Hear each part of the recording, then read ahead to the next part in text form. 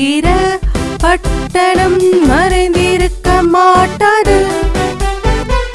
மத்தேயு 5ஆம் அதிகாரம் 14ஆம் வசனம்.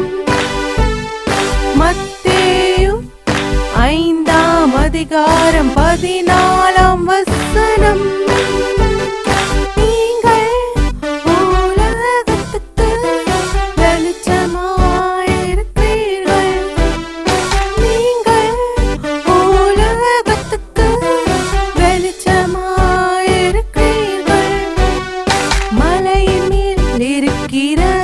பட்டணம் மறைந்திருக்க மாட்டாது.